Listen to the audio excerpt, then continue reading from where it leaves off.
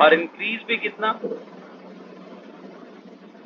अगर हम देखें, अगर हम इंक्रीज होने की बात करें तो कितना इंक्रीज हुआ, 8 क्वेश्चन आए, जस्ट डबल हो गया। ठीक है, और जितने भी क्वेश्चन थे सभी के सभी एनसीईआरटी बेस्ड क्वेश्चन, कोई भी क्वेश्चन ऐसा नहीं जो एनसीईआरटी से बाहर। और सबसे बड़ी बात कि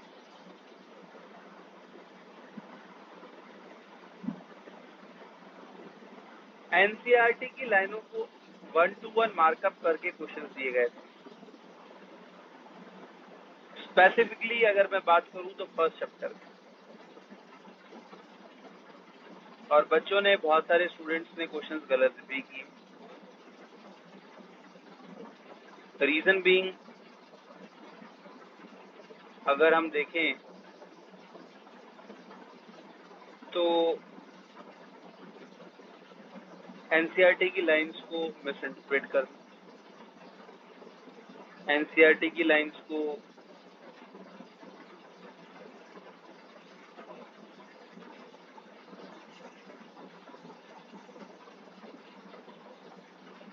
सही से रीड आउट ना करना, ये सब इसके रीजंस रहे। तो before starting the chapter I just want to say one thing कि आप सभी अपनी एनसीईआरटी को साथ रखें। ठीक है, और सबसे इम्पोर्टेंट चीज कि एक एक लाइन को मार्क करें, जो सबसे इम्पोर्टेंट बात है। क्योंकि अगर कोई भी लाइन आपसे मिस इंटरप्रेट होती है, इस चैप्टर में मैं स्पेसिफिकली बोल रहा हूँ, तो क्वेश्चन इनकरेक्ट हो जाएगा। तो साथ साथ लाइन्स को पढ़ते रहें। अगर किसी भी पर्टिकुलर लाइन में आपको लगे कि नहीं सर इस लाइन में मेरे को डाउट था, तो आप नेक्स्ट क्लास में मेरे से वो पूछ सकते हैं। क्लियर? हाँ जी बेटा, क्लियर है सभी को? चलिए, कोई ऐसा बच्चा है क्लास में जिसने एनसीईआरटी बेस्ड जो सेकंड टेस्ट था वो टेस्ट नहीं दिया?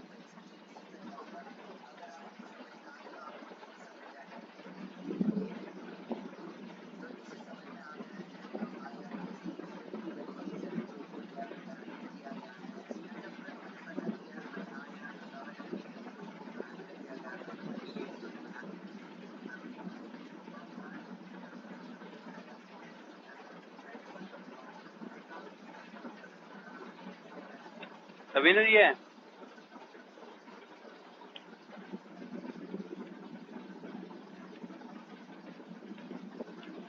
चलो, इसका मतलब है कि जो आज की क्लास में प्रेजेंट है 41 स्टूडेंट्स, सभी ने टेस्ट अटेम्प्ट किया।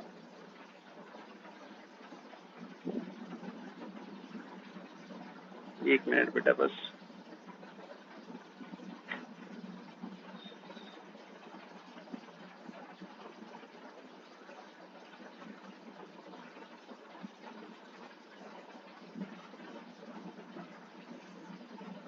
जो तेरे लिए है।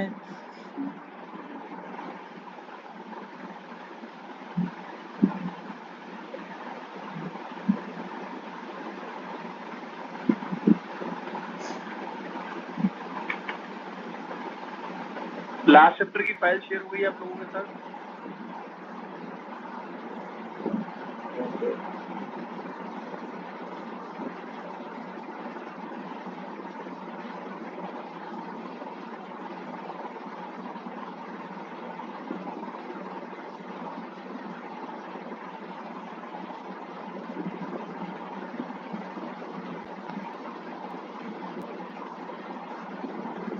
उससे पहले जितनी भी फाइल शेयर्ड है बेटा उनको डाउनलोड कर लेना, कि वो सभी हट पाएंगी तभी नई फाइल ऐड हो पाएगी। Clear?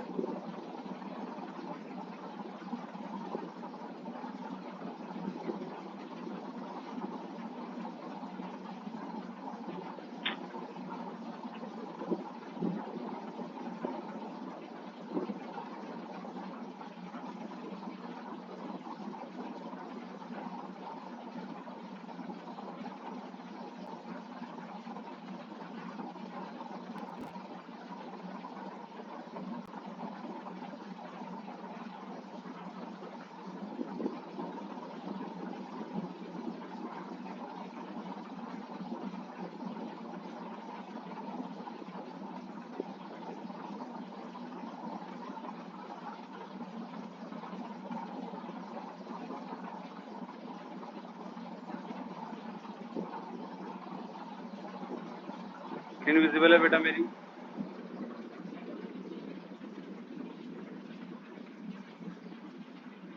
Yes, sir.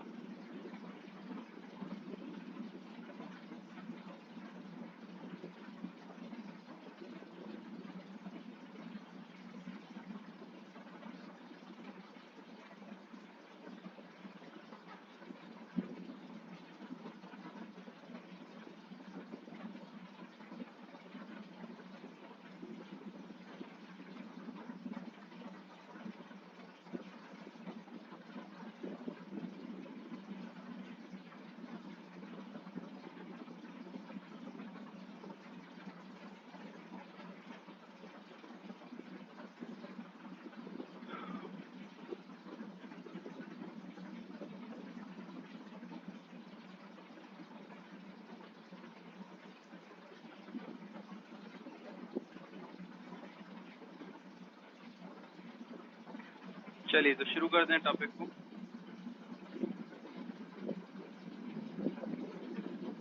Biotechnology. Biotechnology की अगर हम बात करें तो bio stands for living organism और technology molecular and logs, basically molecular techniques जिनको इम्प्लीमेंट किया जाता है for obtaining specific products and services. And the biotechnology term was given by Carl Eric. Definition जो कि NCERT में given है, European federation of biotechnology के ने जिसको डिस्क्राइब किया है, according to them this is an integration of natural sciences and organism cells their part of and molecular analogs. Molecular analogs जो हैं वो PCR polymerase chain reaction, variable number of tandem repeats, RDT recombination DNA technology, auto radiography, RNA interference, random fragment length polymorphism, random amplification of polymorphic DNA etcetera. तो ये सभी different molecular analogues हैं जो यहाँ पर इंक्लूडेड हैं for the product and services. इसके लिए प्रोडक्ट्स के लिए और सर्विसेज के लिए बेसिकली हम नेचुरल साइंस को, ऑर्गेनिजम्स को, सेल्स को, उनके हिस्से जैसे कि एंजाइम्स को इंटीग्रेट कर देते हैं किसके साथ, मॉलिक्यूलर टेक्निक्स के साथ, ताकि हम अपना स्पेसिफिक प्रोडक्ट, स्पेसिफिक सर्विसेज ले पाए। ये एक बेसिक सी डेफिनेशन है एनसीईआरटी। सो बेसिकली बायोटेक जो है वो डील करता है उन टेक्निक्स के साथ जिसमें लिविंग ऑर्गेनिजम्स और एंजाइम्स को, जो कि लिविंग ऑर्गेनिजम्स से ऑब्टेन होते हैं, उन्हें प्रोड्यूस किया जाए for the different products, processes and they are useful for human beings in different means और डिफरेंट एस्पेक्ट्स। इसे बायोटेक कहा जाएगा। एनसीईआरटी में जो स्टेटमेंट है उसको मार्क कर लो बेटा, और अगर यहाँ तक कोई डाउट है तो पूछ लीजिए।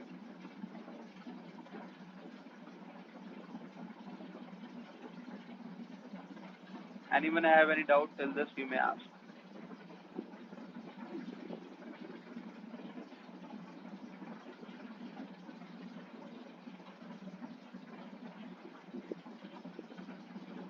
क्लियर है बेटा यहाँ तक सभी को? Yes sir.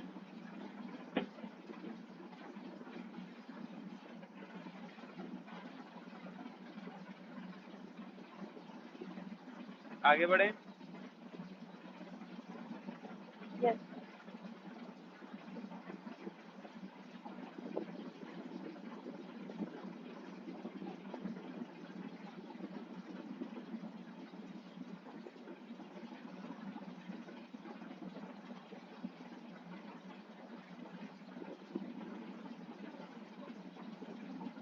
चलिए then after come to the next biotech. Biotech को हम दो पार्ट में क्लासिफाई कर सकते हैं, traditional and modern. Traditional biotech जो है उसमें हम फर्मेंटेशन की प्रोसेस को इंक्लूड करते हैं, टिश्यू कल्चर को इंक्लूड करते हैं। फर्मेंटेशन की प्रोसेस से हम सालों से बियर, वाइन एंड डो को उठाने के लिए, ब्रेड बनाने के लिए बेसिकली यूज कर रहे हैं। मॉडर्न टेक्निक में हम सिंथेसिस एंड एक्सट्रैक्शन करते हैं, एज वेल एज इंसर्शन करते हैं हम लोग किसी भी डिजायर्ड जीन को किसी भी होस्ट सेल के अंदर, ताकि हम अपना डिजायर्ड प्रोडक्ट को प्रोड्यूस कर पाएं। इसी तरह से हम डीएनए वैक्सीन्स को प्रोड्यूस कर रहे हैं और करेक्ट कर रहे हैं डिफेक्टिव जीन्स को। लेकिन इन ट्रेडिशनल और मॉडर्न के बीच में एक और पार्ट है जिसको हम कहते हैं इन विट्रो फर्टिलाइजेशन। और ये बायोटेक्नोलॉजिस्ट के बीच में एक बहुत बड़ा क्वेश्चन है। कुछ बुक्स में आपको ये ट्रेडिशनल में इंक्लूडेड मिलेगा और कुछ बुक्स में मॉडर्न टेक्निक्स में इंक्लूडेड मिलेगा। ये माना जाता है कि इन विट्रो फर्टिलाइजेशन में जब हम लोग लेबोरेटरी मीडियम के अंदर अबम और स्पर्म को फ्यूज करा पाए, वहां से बायोटेक की शुरुआत हुई। कुछ लोग मानते हैं कि ट्रेडिशनल टेक्निक है, पुरानी टेक्निक है, इसमें कोई जीन का करेक्शन नहीं किया गया या किसी भी स्पेसिफिक जीन को इंट्रोड्यूस नहीं कराया गया, या फिर ये कहा जाए कि जीन जो है वहां पर एम्पलीफाई नहीं किया गया। ये तो एक सिंपल मीडियम जो है वो प्रोवाइड कर दिया गया, जिसकी वजह से स्पर्म्स जो है वो नेचुरली अवम के साथ फ्यूज कर गए। सो इसे एक ट्रांजिशनल टेक्निक माना जाता है बेसिकली, जो कि मोस्ट अप्रोप्रिएट है, जो कि ट्रेडिशनल टेक्निक से थोड़ा ज्यादा है और मॉडर्न बायोटेक से थोड़ा कम।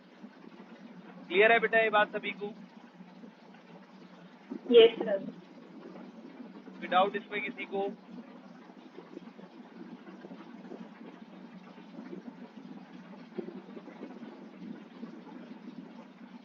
आगे बढ़े। Yes.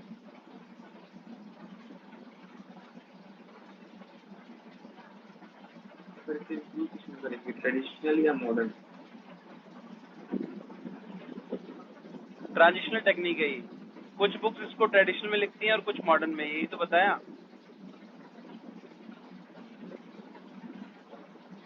क्लियर?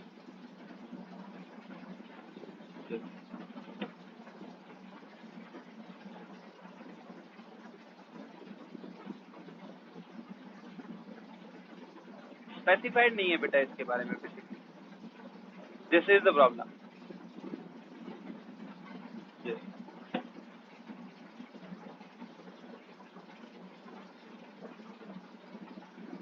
चलिए then after come to the next.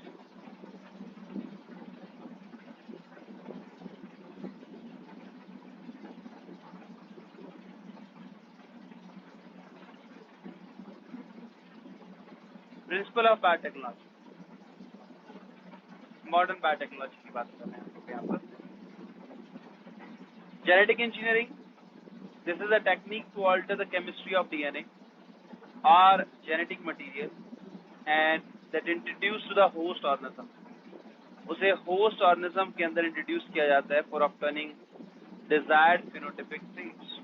हम अपनी मर्जी से कोई भी फिनोटाइपिक ट्रेट जो है उसे ऑब्टेन करना चाहते हैं होस्ट ऑर्गेनिज्म के अंदर, तो इस टेक्निक को यूज किया जाता है. For example, alpha lactalbumin is present in human milk.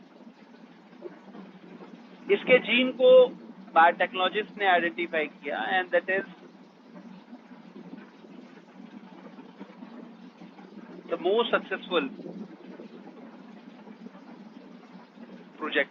Reason कि मैटरनल मोर्टेलिटी के केस में जो न्यूबॉर्न है वहां पर उसकी मदर अवेलेबल नहीं है जो उसे फीड करा सके, और जिसकी वजह से उसकी बॉडी में अल्फा लैक्टोएल्बुमिन जो है वो नहीं जाएगा, which is basically required for the nourishment of newborn. तो इसका ऑल्टरनेटिव क्या निकाला बायोटेक्नोलॉजिस्ट ने कि इन्होंने इस जीन को आइडेंटिफाई किया. आइडेंटिफाई करने के बाद इसे आइसोलेट किया, और आइसोलेट करने के बाद इसे कैटल ब्रीड में रख दिया. जब कैटल ब्रीड में इसे ट्रांसफर किया तो वहां पर उस ब्रीड से जो first recombinant DNA containing cattle बनी, दैट इज रोजी काउ, और इसके मिल्क में अल्फा लैक्टोएल्बुमिन प्रेजेंट था. इस तरह से इन्होंने इस रोजी काउ की जो प्रोजेनी है उसको मेंटेन किया, and now the milk is containing human milk protein, basically alpha lactalbumin उसके अंदर प्रेजेंट है, और जो कि न्यू बॉर्न को नरिश करने में सक्सेसफुल रहे. दूसरा, बायो प्रोसेस इंजीनियरिंग, या फिर हम इसको केमिकल इंजीनियरिंग कहते हैं, जिसमें हम स्टेराइल कंडीशंस को मेंटेन करते हैं. माइक्रोबियल कंटामिनेशन फ्री कल्चर को मेंटेन किया जाता है, और इस स्टेराइल कंडीशन में सिर्फ आपका डिजायर्ड जो ट्रेट है वो आपको मिल पाए, इसके लिए सिर्फ होस्ट जो है वो वहां पर ग्रो कर सकता है. इस तरह का कल्चर किया जाता है. ठीक है, with recombinant DNA and that grown into a controlled environment in sterile condition to obtain the maximum product like enzymes, antibiotics, vaccines, etc. ठीक है, तो इस प्रोसेस को हम बायो प्रोसेस इंजीनियरिंग और केमिकल इंजीनियरिंग कहते हैं. इन दोनों प्रिंसिपल्स को आप एनसीईआरटी में मार्क कर लीजिए बेटा, और अगर कोई डाउट है इसमें तो पूछ लीजिए.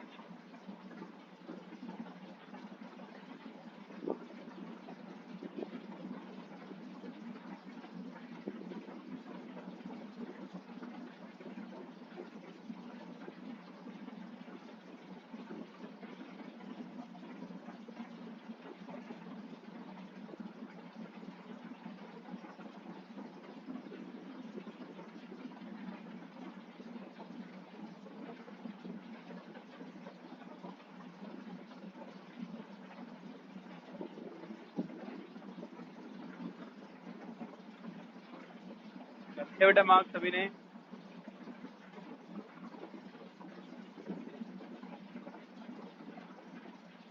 बोलो भाई.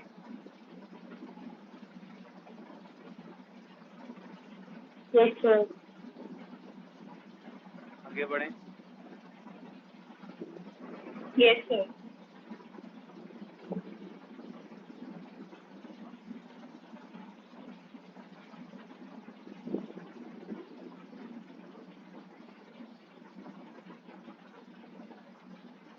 चलिए, then after come to the next, role of biotech in modern days. ये एनसीईआरटी में जस्ट नेक्स्ट पैराग्राफ दिया गया है, जिसमें ये एक्सप्लेन किया गया कि रिप्रोडक्शन की प्रोसेस जो है that is basically divided into two parts.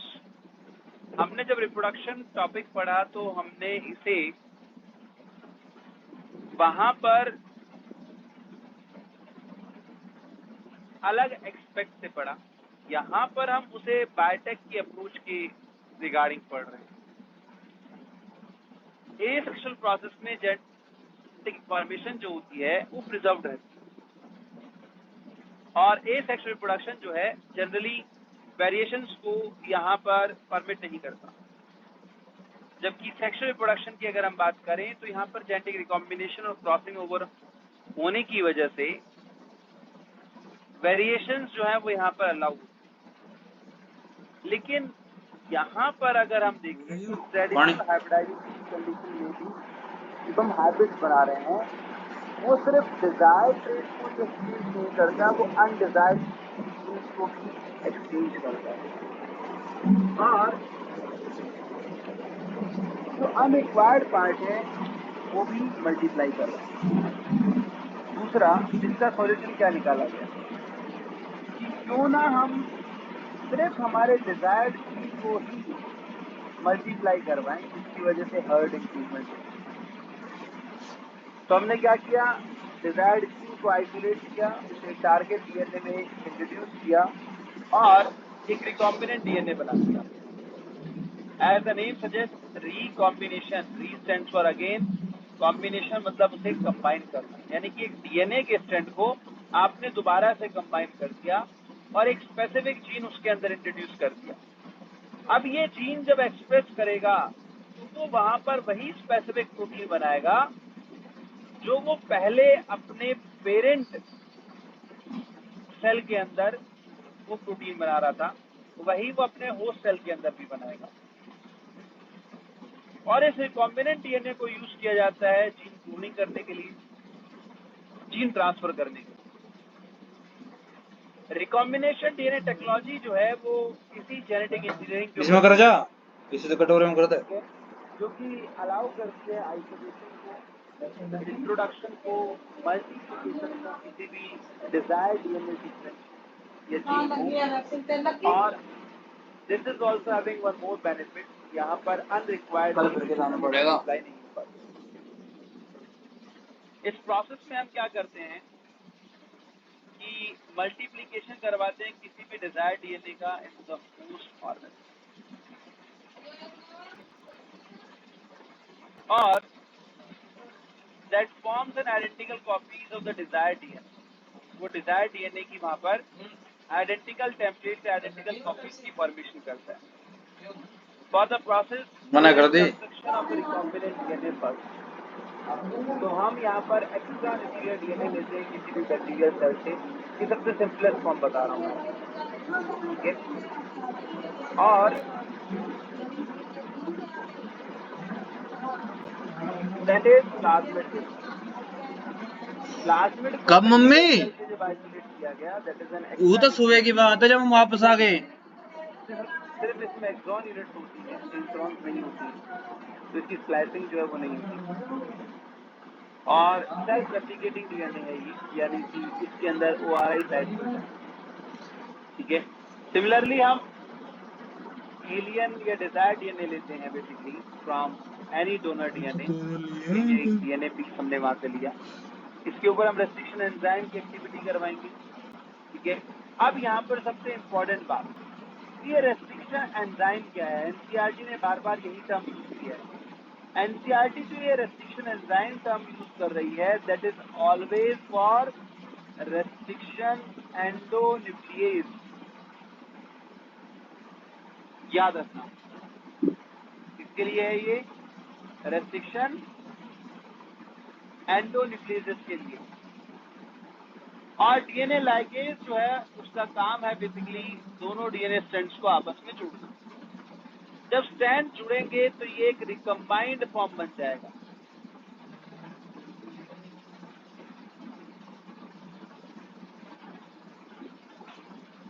और रिकम्बाइंड फॉर्म को हम क्या कहेंगे बेटा?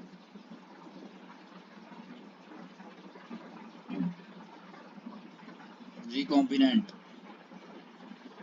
रिकम्बाइंड फॉर्म को क्या बोलेंगे बेटा हम? Recombinant DNA. Very good, that is a recombinant DNA. इसके बाद में हम इसे होस्ट सेल के अंदर इंट्रोड्यूस करते हैं। ना पिटेगा वो आवाज है। होस्ट सेल में ना पिटेगा। के बाद ये वहां पर सेल्फ रेप्लिकेशन, जब ये प्लाज्मिड रेप्लिकेट कर रहा होता है तो ये प्लाज्मिड रेप्लिकेट करने के साथ साथ हमारे डिजायर्ड डीएनए को भी रेप्लिकेट करेगा, जिसकी वजह से हमारा डिजायर्ड डीएनए जो है वो मल्टीप्लाई करेगा, ठीक है। और वहां पर मल्टीपल प्लाज्मिड्स जो बनते हैं वो at the time of cellular division वहां पर डिवाइड हो जाएंगे प्रोजेनी के अंदर। इस तरह से ये पर्टिकुलर आपका डिजायर्ड डीएनए जिसको आपने प्लाज्मिड के अंदर इंट्रोड्यूस किया, ये खुद को वहां पर मेंटेन कर रहा है। इसको हम बोलते हैं जीन क्लोनिंग। आपका जीन जो है, डिजायर्ड डीएनए जो है, बेसिकली वो वहां पर क्लोन हो रहा है, ठीक है। और क्लोन होने पर वो जब एक्सप्रेस करेगा तो आपका डिजायर्ड प्रोडक्ट जो है उसकी फॉर्मेशन करेगा, ठीक है। क्लियर है बेटा? कोई डाउट इसमें किसी को?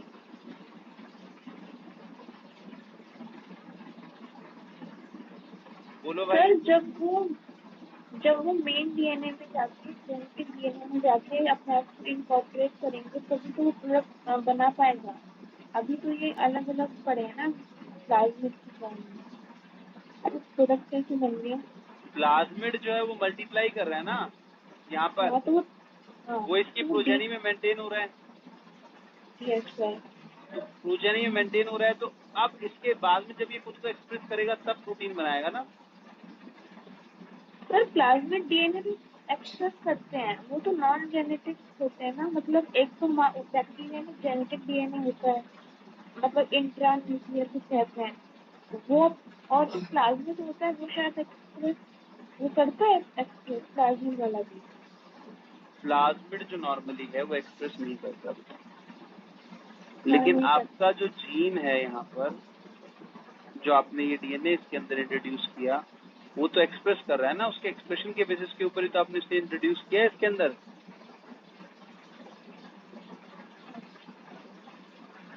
क्लियर? ओके।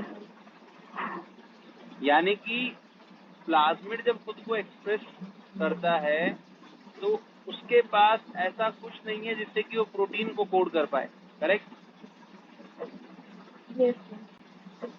लेकिन ये जो जीन आप इंट्रोड्यूस कर रहे हैं, ये तो किसी पर्टिकुलर प्रोटीन को एनकोड करता है ना।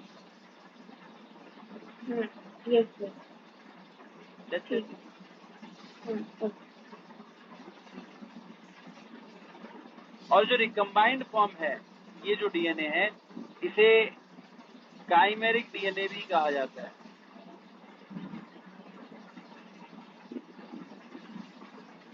It is also named chimeric DNA.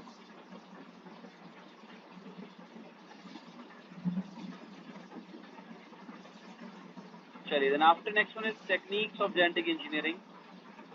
Identification of DNA with the desired gene and vector DNA. Recombinant DNA की फॉर्मेशन करना, जीन क्लोनिंग करवाना के बाद, and then after gene cloning particular gene को हम बेसिकली मेंटेन कर रहे हैं प्रोजेनी ऑफ द होस्ट के। क्लियर? हिस्ट्री क्या है बेटा इसकी? देखो, हिस्ट्री जो है वो 1940 से शुरू होती है सर, लेकिन 1940 में आर्टिफिशियल रिकॉम्बिनेंट डीएनए नहीं बनाया गया था। हाँ, 1940 में एक जीन को आइसोलेट करके उसे दूसरे किसी वेक्टर में इंट्रोड्यूस तो किया था। दैट इज पॉल बर्ग, जिसे father of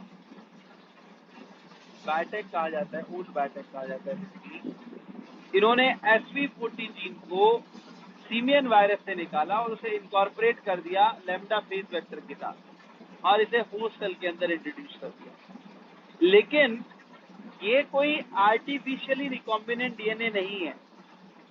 first instance of creation और construction of artificial recombinant DNA is occurred in 1972 by two scientists, two biotechnologists, Stanley Cohen and Herbert Boyer. अब आप बेटा एनसीईआरटी का जहाँ पर चैप्टर शुरू होता है उसके जस्ट इस तरफ देखो, हर्बर्ट बॉयर का की फोटो लगी होगी।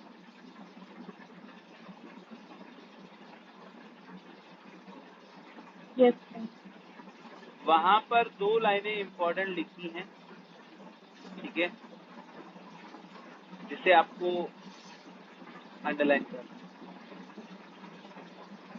स्टैनले कोहेन जो है वो isolation reinsertion of self replication plasmid के ऊपर काम कर रहे थे, जबकि हर्बर्ट बॉयर जो है उन्होंने डिस्कवर किया एक्टिविटी ऑफ रेस्ट्रिक्शन एंजाइम इन, ठीक बोला, उसकी जो रेस्ट्रिक्शन एंजाइम्स हैं, एंडोन्यूक्लियसेस हैं, वो किस तरह से काम करते हैं।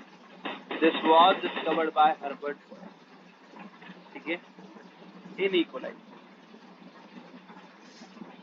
इन दोनों ने अपने काम को मिलाकर कोलैबोरेट करके और फर्स्टली एक मैकेनिज्म जो है वो रेडी किया, प्रिपेयर किया, ठीक है। What was basically the mechanism is कि अराउंड 1970 सबसे ज्यादा जो इंसिडेंटल थे वो ये थे कि साल्मोनेला टाइफीमरियम क्या कॉज करता है बेटा? टाइफाइड। और उसमें एंटीबायोटिक रेजिस्टेंस आ गई। एंटीबायोटिक रेजिस्टेंस आने का मतलब क्या है?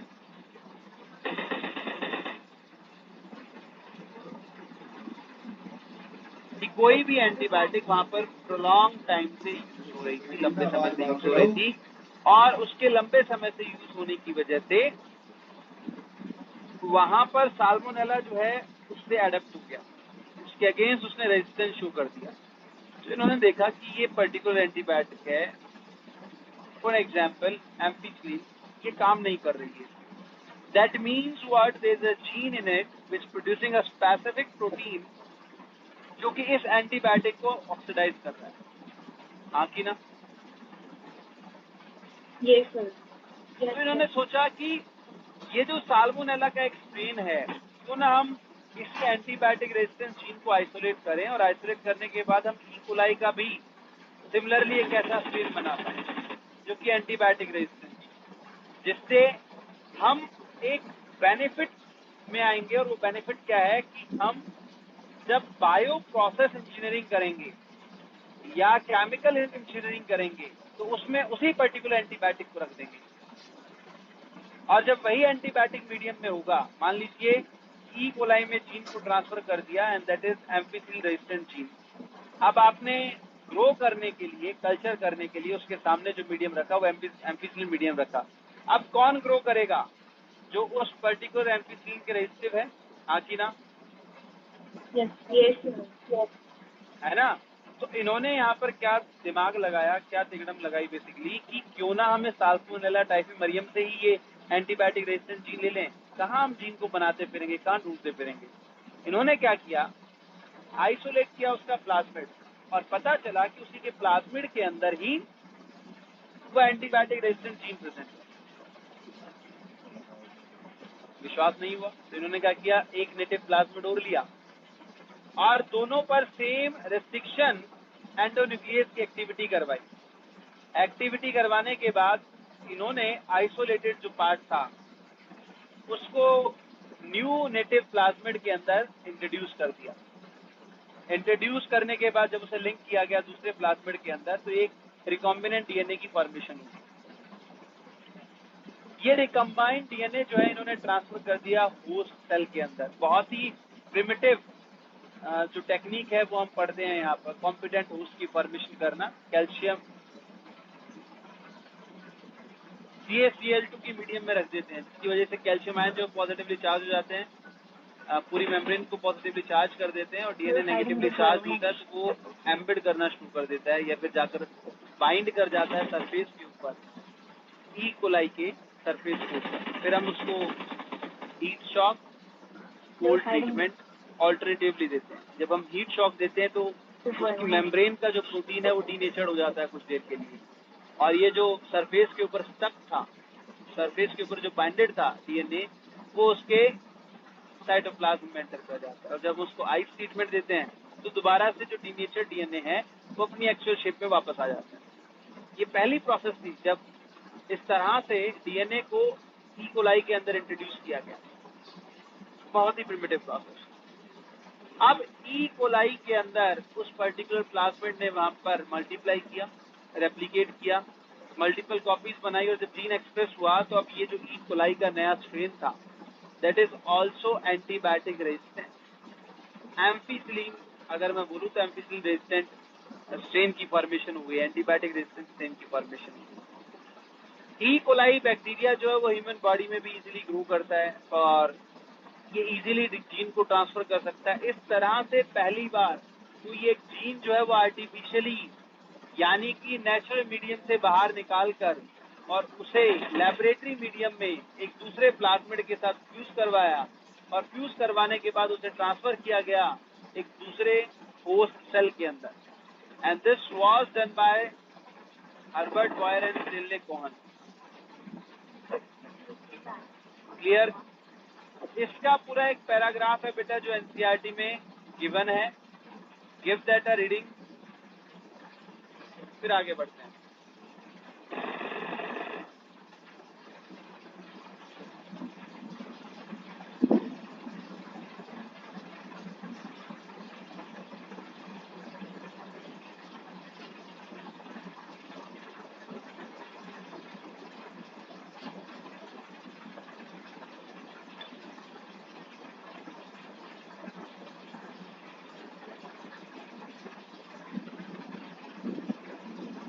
बेटा जहाँ पर हर्बर्ट बॉयर का फोटो लगा है उसके बराबर ये दोनों जो लाइंस हैं वो आपने अंडरलाइन कर ली हैं.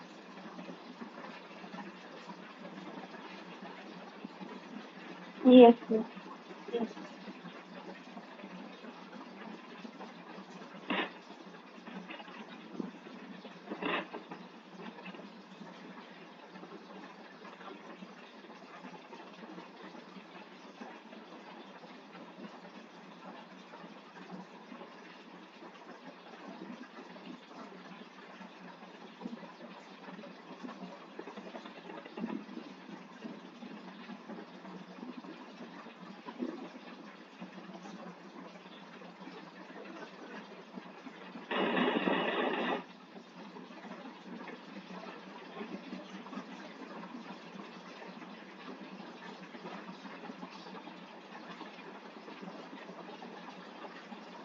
सर सर एक डाउट था. हाँ जी बेटा पूछो. सर जो हम रिकॉम्बिनेट मतलब जो एलियन डीएनए है उसको हम प्लाज्मिड में इनकॉर्पोरेट कर रहे हैं ना. हाँ बिल्कुल. सर एनसीईआरटी में एक लाइन थी कि the alien piece of DNA when integrated into the genome of the recipient मतलब तभी वो मल्टीप्लाई करेगा वो. तो मैं लाइन रीड करूँ. हाँ बोलो. तो यहाँ पे लिखा है most likely this piece of DNA would not be able to multiply itself in the protein cells of the organism but when it gets integrated into the genome of the recipient it may multiply and be inherited along with the host DNA. ये उसी paragraph में लिखा है. फिर उसके just ऊपर लिखा हुआ है. क्लोनिंग में. हाँ सर जीन क्लोनिंग वाले पैराग्राफ के जस्ट नीचे वाले. Do you know the fate of piece of DNA. First instance of construction of an artificial recombinant DNA molecule. ये वाला ना. पेज नंबर बताओ बेटा. सर पेज नंबर 194 पे.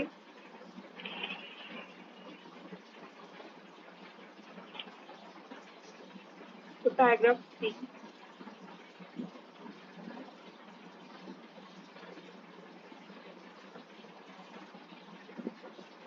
The likely fate of a piece of DNA which is somehow transferred into the alien organism. Most likely the piece of DNA would not be able to multiply itself in the progeny of the cell of the organism.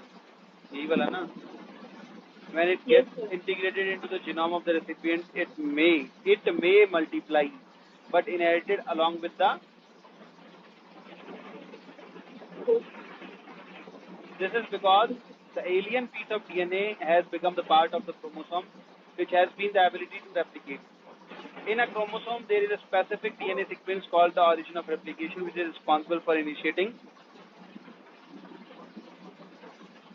replication. ये आपको ये बता रहा है बेटा कि अगर आप कोई भी पीस ऑफ डीएनए को ऐसे ही ट्रांसफर कर देंगे तो वो वहां पर रेप्लिकेट नहीं करेगा और ना ही वो उसकी प्रोजेनी में ट्रांसफर करेगा, क्योंकि उसे क्या चाहिए. पहली बात तो ट्रांसफर होने के लिए उसे उसके क्रोमोसोमल डीएनए के साथ जाकर जुड़ना पड़ेगा, और दूसरी बात वहां पर ओआरआई साइट होनी चाहिए उसके पास, ओरिजिन ऑफ रेप्लिकेशन साइट होनी चाहिए जो कि सिर्फ क्रोमोसोमल डीएनए के पास है जिस टाइम वो खुद का नंबर डबल करते हैं. क्लियर? हाँ कि ना. ये तो ये आपको ये नहीं कह रहा है कि उसका जीनोम के साथ इनकॉर्पोरेट होना चाहिए, वो ये कह रहा है कि अगर आप किसी भी डीएनए के पीस को मल्टीप्लाई करना चाहते हैं किसी भी होस्ट सेल में, तो जरूरी है कि ये उसके जीनोम का हिस्सा हो और ORI साइट वहां पर प्रेजेंट हो, ताकि वो इनहेरिट भी हो पाए और मल्टीपल कॉपीज भी बना पाए। तो इसका ऑल्टरनेटिव क्या निकाला उन्होंने? ट्रांसमिटेड एक ऐसा डीएनए वो ढूंढ कर लेकर आए जिसका जीनोम में कोई रोल नहीं है, ठीक है, एक्स्ट्रा न्यूक्लियर है वो, ठीक है, वहां पर कोई भी मेटाबॉलिक एक्टिविटीज को करने में हेल्प नहीं करता है वो, लेकिन उसके पास ORI साइट है और वो खुद को जनरेशन आफ्टर जनरेशन जो है मल्टीप्लाई भी कर रहा है और मेंटेन भी कर रहा है, करेक्ट? ये सर। और जब वो मल्टीप्लाई भी कर रहा है और मेंटेन भी कर रहा है तो ऐसा क्या था? प्लाज्मिड ना। ये तो उन्होंने बैक्टीरिया के केस में कि अगर हम किसी बैक्टीरिया से कुछ भी करवाना चाहते हैं, बैक्टीरियल सेल से कुछ करवाना चाहते हैं, तो हम एक काम करेंगे, उसमें प्लाज्मिड इंट्रोड्यूस कर देंगे, तो सेल्फ रेप्लिकेट भी करेगा और हमारे जीन को भी मेंटेन करेगा। ठीक है सर। क्लियर? ये सर। तो पॉइंट क्या समझाना चाह रहा था आपको कि किस तरह से एक डीएनए रेप्लिकेट करता है, उसके दो रिक्वायरमेंट है। What is the two requirements for the replication of a DNA? इस पैराग्राफ में उसका आंसर है। पहली बात, वो उसके जीनोम का हिस्सा होना चाहिए। दूसरी बात, एक स्पेसिफिक डीएनए सीक्वेंस उसके साथ जुड़ी होनी चाहिए, जिसको हम बोलते हैं origin of replication site. Clear? ये सर। यहाँ पर मैं मेंशन कर देता हूँ यहाँ पर अलग से two requirements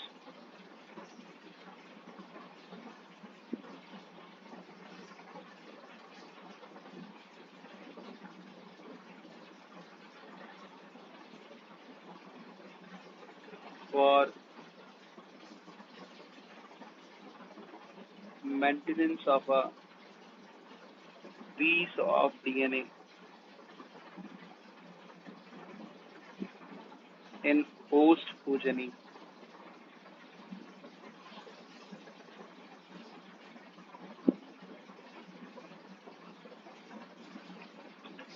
The very first one is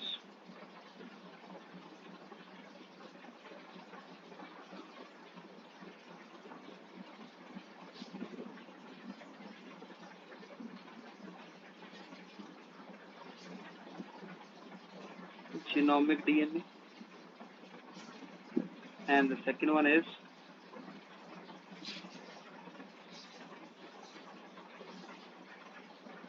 ORI. Done? बोलो भाई। Excuse me sir. हाँ जी।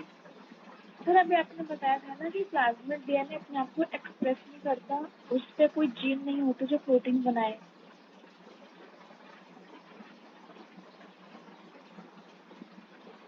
Metabolic activity.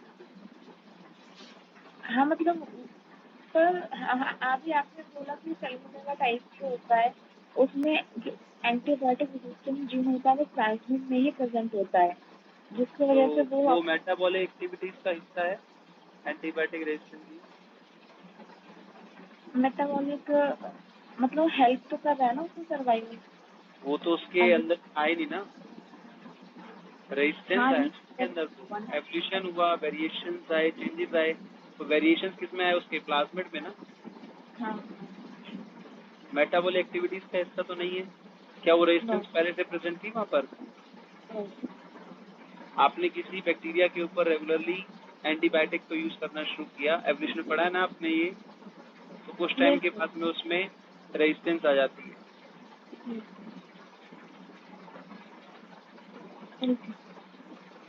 Neisseria gonorrhoea resistant to the penicillin after 1980, पढ़ा है ना आपने ये? Yes. 1980 के बाद उसके अगेंस्ट कौन सा केमिकल यूज करते हैं हम लोग, कंपाउंड यूज करते हैं? कैफ्ट्रायोक्सिन।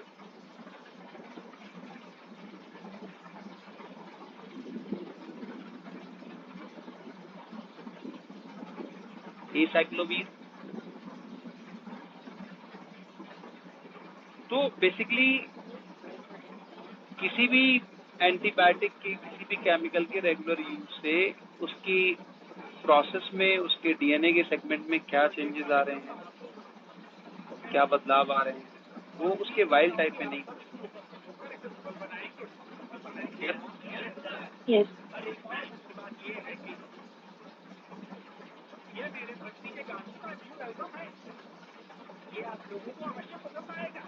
और जब भी मल्टीप्लाई करना पड़ेगा ओआरआई साइड तो ठीक है, लेकिन उसको डीएनए पॉलीमरेज की तो जरूरत पड़ेगी ना। अब जैसे ये यहाँ पर प्लाज्मिड रेप्लिकेट कर रहा है ई कोलाई में, करेक्ट?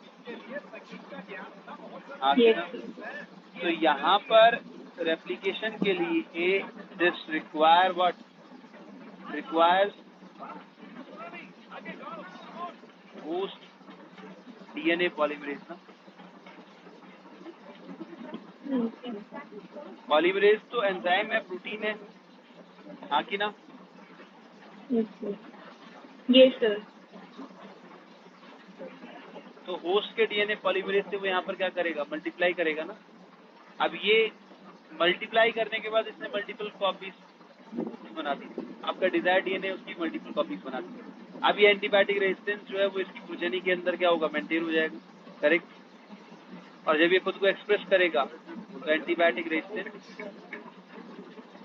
जिस तरह से साल्मोनेला टाइफी में उसका प्लाज्मिड एंटीबायोटिक रेजिस्टेंस शो कर रहा था, यहाँ पर भी वो क्या कर रहा है? एंटीबायोटिक रेजिस्टेंस शो कर रहा है। इस प्रोसेस में ना अगर हम ध्यान से देखें, आज 2021 चल रहा है और ये प्रोसेस की गई 1972 में। कितने साल पहले? 50 साल पहले की बात है, हाँ कि ना? तो अगर हम आज ये सोचे कि अरे यार क्या नया कर दिया इन लोगों ने, कुछ भी तो नहीं किया, वहां से जीन उठाया इधर डाल दिया, लेकिन उस समय के लिए बहुत बड़ी बात, क्योंकि उस टाइम बायोटेक जो इतना डेवलप नहीं किया था। 1984 में जब पीसीआर एग्जिस्टेंस में आया, ठीक है, पॉलीमरेज चेन रिएक्शन, उसके बाद बायोटेक की प्रोसेस ने इम्प्रूवमेंट करना शुरू किया। उससे पहले तो बायोटेक इज जस्ट की एक डीएनए को के पीस ऑफ डीएनए को यहाँ से उठाकर दूसरी जगह ट्रांसफर कर देना भी बहुत बड़ी बात थी। इतनी सी प्रोसेस के लिए इन्हें नोबेल प्राइज मिल गया।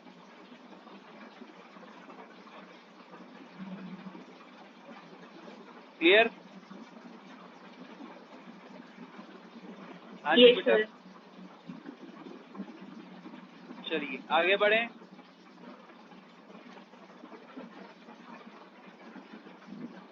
आगे बढ़े।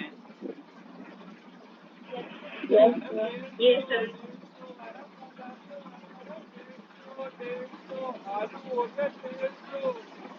Hello madam. Oh hello aunty. चलिए, टूल्स ऑफ थोड़ी बस में चढ़ी रिकॉम्बिनेंट डीएनए टेक्नोलॉजी रोने लगी। टूल्स की अगर हम बात करें तो मेरे पास restriction enzyme, DNA ligase, DNA polymerase 1 and alkaline phosphatase यहाँ पर यूज होता है। रेस्ट्रिक्शन एंजाइम जो है जो यहाँ पर यूज होते हैं, दैट इज रेस्ट्रिक्शन एंडोन्यूक्लियेसेस, रेस्ट्रिक्शन एंडोन्यूक्लियेसेस, और इन्हें मॉलिक्यूलर सीजर भी कहा जाता है।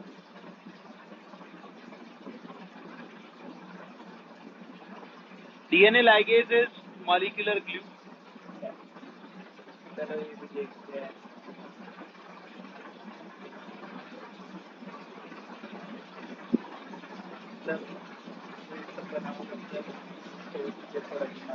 डीएनए पॉलीमरेज 1 ही क्यों यूज होता है, 2 या 3 यूज क्यों नहीं होता है?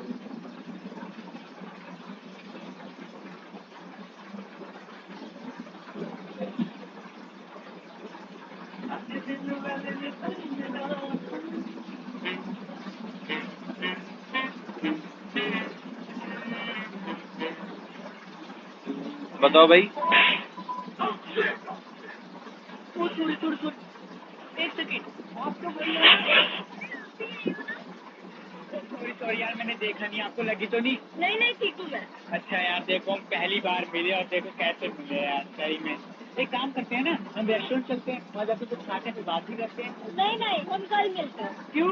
अरे मैं तो आज ऐसे ही मिलने आ गई थी, कल ढंग से मिलेंगे। चलो ठीक है, ओके। Bye bye. भाई नवासीर है क्या? चल मैं इलाज करवाता हूँ। ना आइए भाई, साइड हो जा। डीएनए पॉलीमरेज 1 का क्या काम है, 2 का क्या काम है और 3 का क्या काम है? पढ़ा है ना? Okazaki fragment, proofreading, Aditi Goyal, Aditi Sharma, Aanchal Mishra, Disha Mangla. Polymerase की तो तैयार होने को वो करता है। ये बात में गाली क्यों हाँ, दे रहे हो? पॉलीमरेज 3 इतनी गंदी गंदी गाली तुम मेरी डिक्शनरी में भी नहीं है। नहीं, फर्स्ट वाला करता है, करता है और पॉलीमरेज के आप अपना देख लो। नहीं, पॉलीमरेज सेकंड करता है 3 को अपने। तो पॉलीमरेज फर्स्ट को उसको पता है 28 आ रहा है, 5 और वो तो आरएनए पॉलीमरेज कितनी सदियों से इसको इकट्ठा कर रहे थे आप?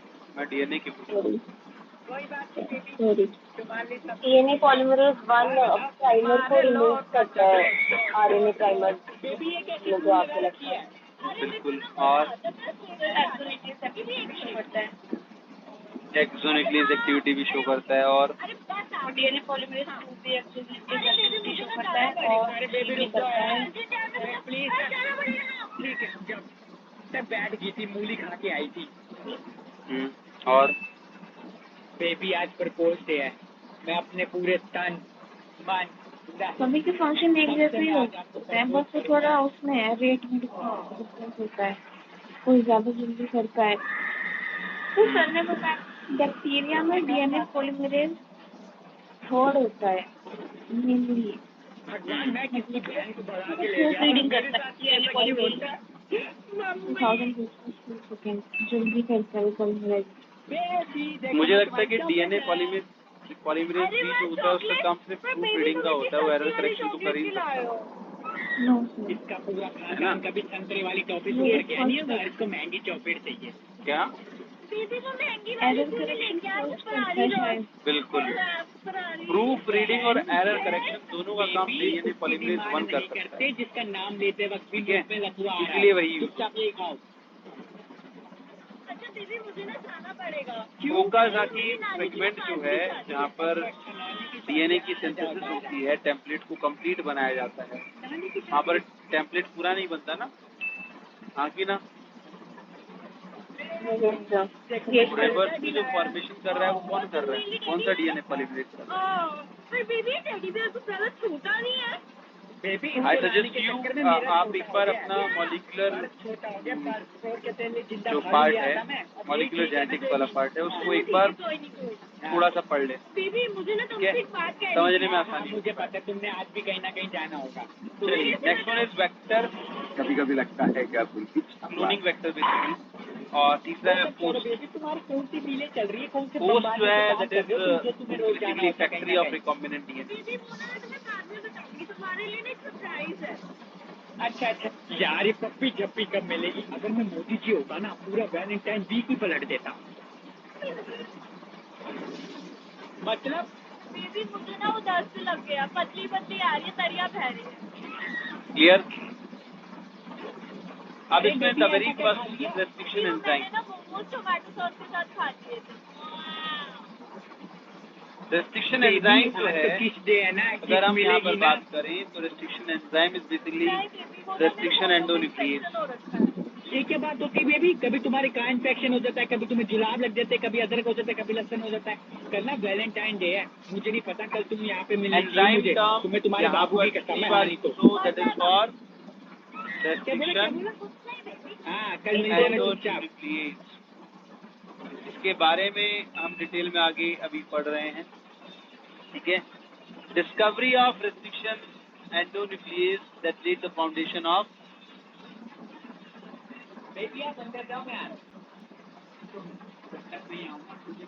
restriction endonuclease। क्यों बेबी?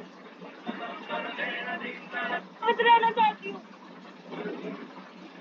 मुझे टल्ला दिया, आज मैं तो टल्ले में ही रहूंगा। हाँ दीदी मैं पवित्र रहना laid foundation of our NCERT में लिखा है ये।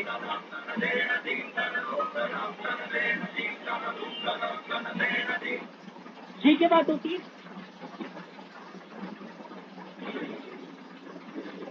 ठीक है।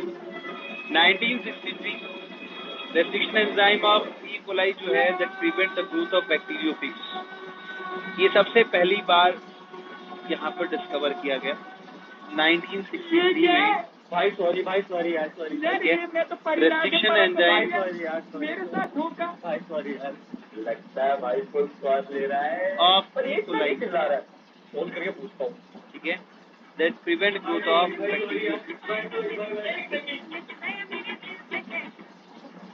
और भाई फुल मजे आ रहे हैं बैक्टीरियोफेज ये सबसे पहली बार जो है वो यहाँ पर डिस्कवर किया गया। किसने डिस्कवर किया बेटा? भाई सॉरी यार प्लीज सॉरी यार Who discovered this? लड़कियों वाली आवाज वो तो भाई बेबी क्या कर रहे हो? आपने खाना नहीं खाया? मैं बाद में आऊंगी, ठीक है? बाद में मिलते हैं। भाई सॉरी यार पर यार तूने मेरे साथ ही ऐसा क्यों किया भाई तू अकेला फोटोग्राफी से मेरी कर्ज तक करी थी से जो टूटे कोई सपना, ये जो प्रोसेस है, this was discovered by W. Orwell, ठीक है, with Stuart Lynn,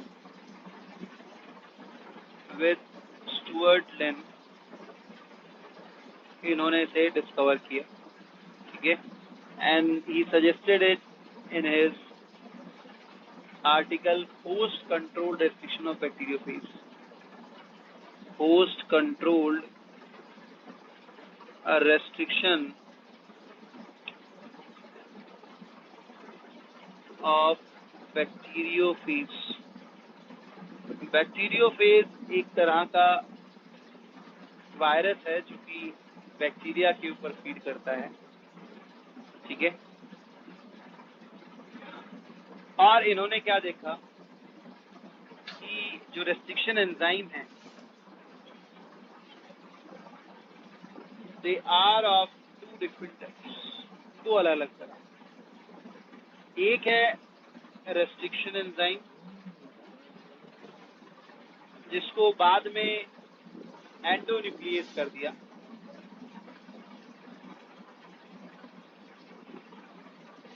लिखो 2 एंजाइम,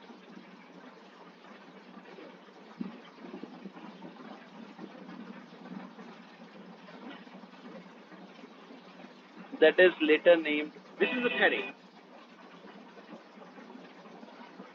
a restriction एंडोन्यूक्लिएज, ठीक है। ये जो है ये कट करता है डीएनए को by selective recognition, little town in Texas with business. Since then, I bought a bike, a hammock, a bunch of other stuff, and I've just been buying and selling random things to make it in town. Selective recognition. You're watching day 6. We are so close. Yet so far. और जो दूसरा है that is methylase.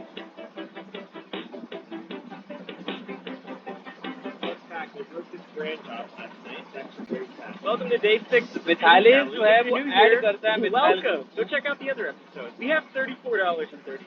And this is a bike. I decided to name it Montgomery. Montgomery the Mongoose. Today's a big day. Shout out to Rebecca Black because it's Friday. I anticipate old people with wallets. और ये methyl group को जब add करेगा outside. I have $34 and I have a bunch of soda. And frankly, I'm just going to go get some coffee this morning. And also hopefully we get some Uber Eats orders. Dude, these things are crazy. What is that? ठीक है, इससे क्या होगा? Thing is sick. ये My goal is to stable make हो enough money so tomorrow I can drive one of those.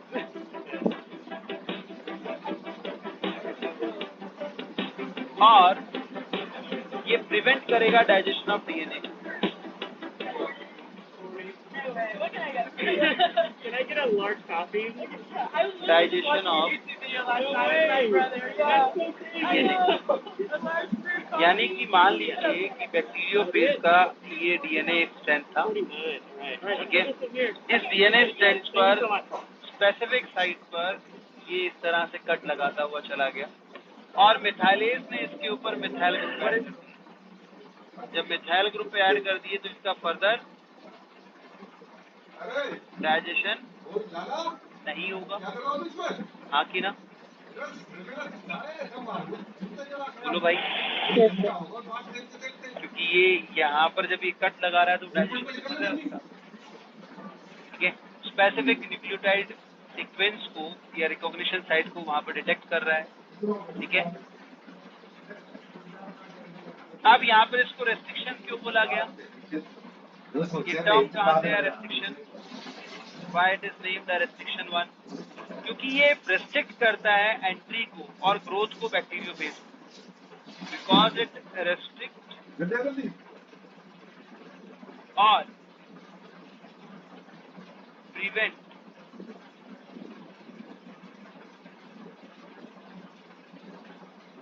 You guys. growth of Oh, you guys are so cool. bacteriophage.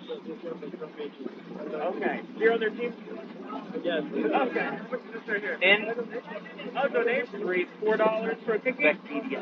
Awesome. Thank you guys so much. That means what? Viruses जो हैं, they are not only attack to the human body, they also attack to the bacteriophages. And you guys have passed. लेकिन bacteriophages ने के जो attack है उससे बचने के लिए बैक्टीरिया ने अपना एक खुद का मैकेनिज्म डेवलप कर रखा है और उसको हम क्या बोलते हैं? होस्ट कंट्रोल्ड मैकेनिज्म, ठीक है। अब होस्ट जो है वो किस Thank you, high school band. तरह से इसे कंट्रोल कर रहा है? Oh, dude. Gonna take a kind of basically वहां पर वो रेस्ट्रिक्शन बचवा बेटा तू तो आज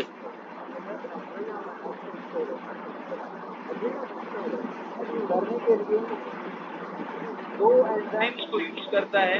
एक है रेस्ट्रिक्शन एंजाइम और दूसरा है मिथाइलेज। क्लियर है बेटा ये बात सभी को? हाँ कि ना? Look at this car, man. This I don't even know if I'm the same zip code anymore. was very firstly discovered in 1963 by W. Arbor along with Stuart Lindsay. Oh, there it is. Where am I? Clear है बेटा ये बात? बोलो भाई, Have a good one. कोई doubt इसमें किसी को? 2.2 miles away. There goes nothing. Anyone have any doubt in this? I rode uphill for so long. That's all good. चलिए, इसके बाद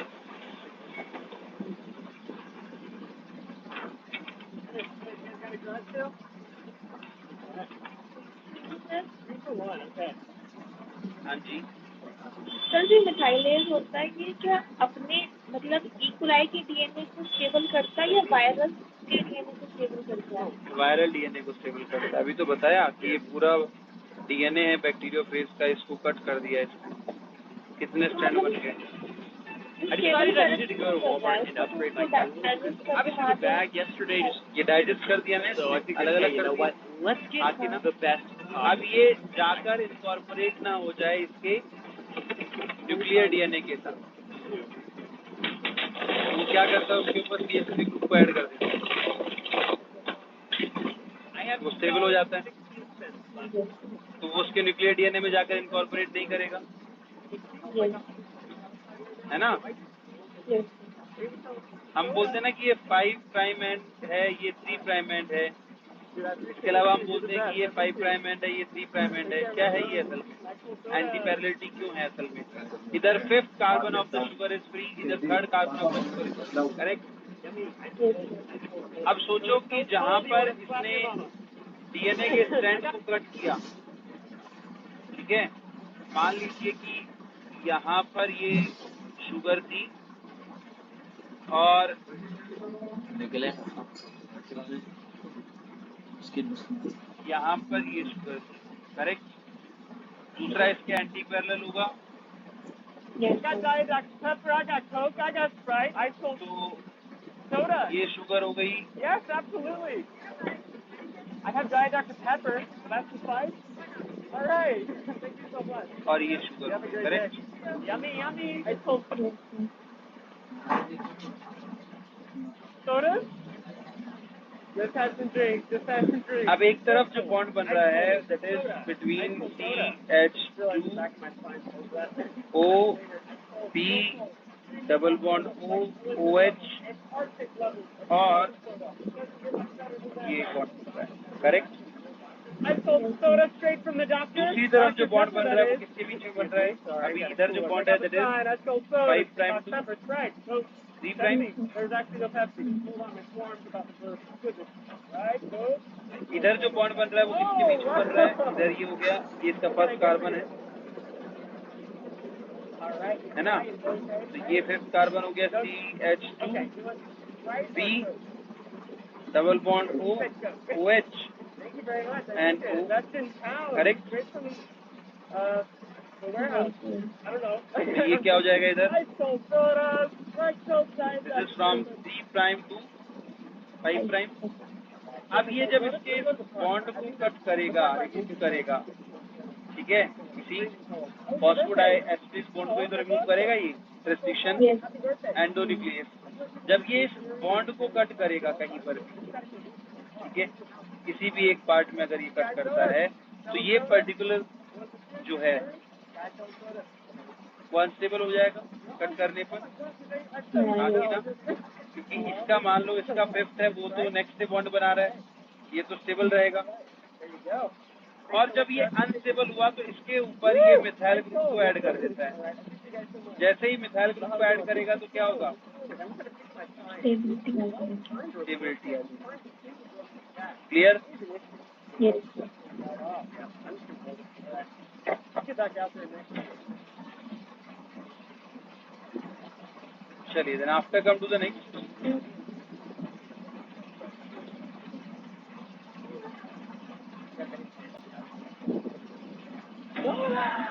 और Learn so out.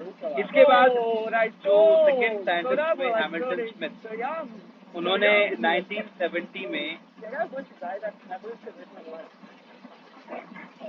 Was it buy them? But my wrist might not be icy, but 1970 में Hamilton Smith ने soda right here, guys. So scary.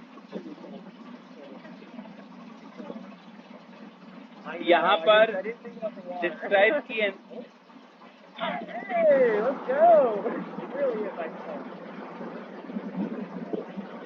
described I've been activity broke so of many times, I put my heart on ice, more like this open sight on ice, guys. I still soda to make it shiver. That weird story. Colder than a brass coil seat in Antarctica, guys. Oh, no. Thank you so much. Yeah, right. Oh, buy that stuff. All right, thank you so much. How we doing? Healing up diet. That's okay. a restriction I know, dude. That's helpful. Your water was like endonuclease. cold soda, guys. Colder than a banker's heart on foreclosure day. He verified Oh, what the hell? I sold soda, Diet Dr. Pepper, guys. Arbor's Freezing hypothesis. cold. So cold it might be illegal. I think it is. I think this is actually. I sold soda. It's a thirst trap. इन्होंने Not the one you think. Isolate किया, ठीक है, So much. Thank you so much. और describe किया Oh my god. Are you serious? Action of Break them up, spread them out. What do you call a fish with no eyes? restriction Tough crowd. Really tough crowd. endonuclease Laughter? Joy? What kind of instrument you found in the bathroom? end to. A tuba toothpaste.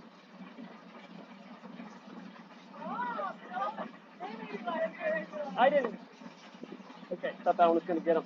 From Haemophilus A gummy bear. influenza. Okay. Haemophilus influenza क्या कौन करता है? You said it. You said a gummy bear. You guys know those movies when a character comes in, like a random character, comes in and tells you तो something फिर that's उसके going to against change the course of your life forever, and then ये they find out that that was क्यों actually discover किया गया? from the future? कोई reason बताएगा? Why did this man feel familiar? Why do I feel like this guy is just me 30 years from now coming back to tell me a joke that will make me some money for the penny challenge? I can imagine that. I'm going to go say it right now. Okay, I'll let you know. Okay, so what do you call a bear with no teeth? A gummy bear!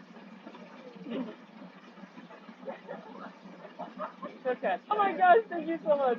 How क्या much था did the kidney ऐसा cost? कि वहाँ पर Haemophilus Nothing. Influenza It's जो on the है house. उसके अंदर restriction endonuclease Thank you function so कर रहा much for that. You guys want to hear some jokes? You want to hear some laughs? Are you trying to laugh? Okay, all right. चलो ये homework है आप wait, no, I got one. What do you call a broken can opener? A can opener. था Why Hamilton choose Haemophilus influenza Let's go. for his study? All right. Thank you so much. Oh, thank you, sir. I appreciate it. Y'all have a good one. I wasn't doing that. First, Really? All right. I got a good one. I'm gonna use my best one on you. All right. What did the pirate say whenever he turned 8 years old? conventional naming. Hey, matey.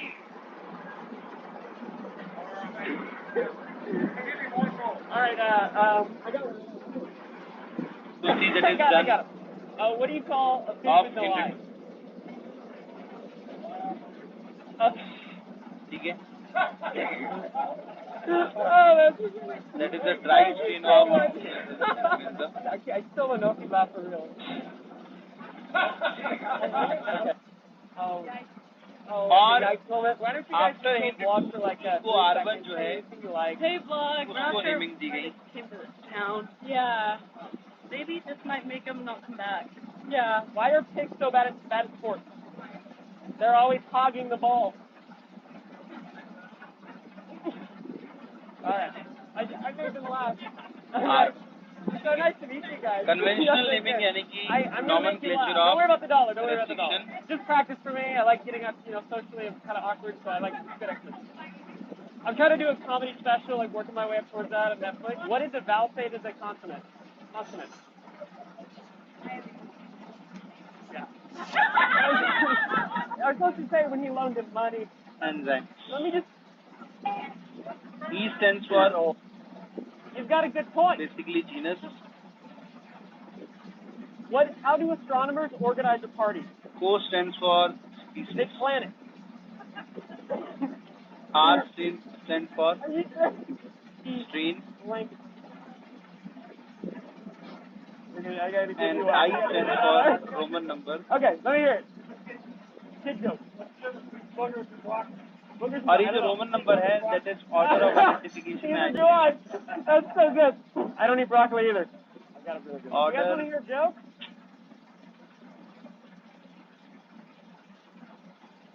of identification. Oh, fish with no eyes. And isolation Making her laugh. from bacteria. Oh, I matey.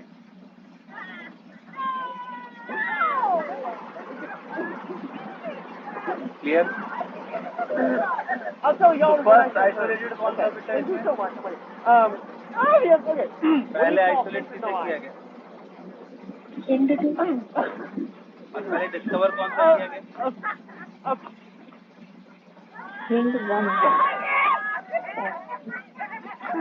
Thank you guys. E को R1 की पहले discover हुई. ठीक है? Restriction enzyme of E को R1 जो है वो पहले discover हुआ. ठीक है? First discovered is eco R1. Number ज्यादा हुआ तो नेमिंग करना शुरू किया गया. अब नेमिंग कैसे की गई? पहले हैमिल्टन स्मिथ ने नेमिंग की, तो उसने जो डिस्कवर किया था उसी की नेमिंग की उन्होंने. तो पहले किसकी नेमिंग कर दी उन्होंने? हिंड 2 की. करेक्ट? हाँ कि ना? बोलो भाई. तो इसमें E stands for S carry किया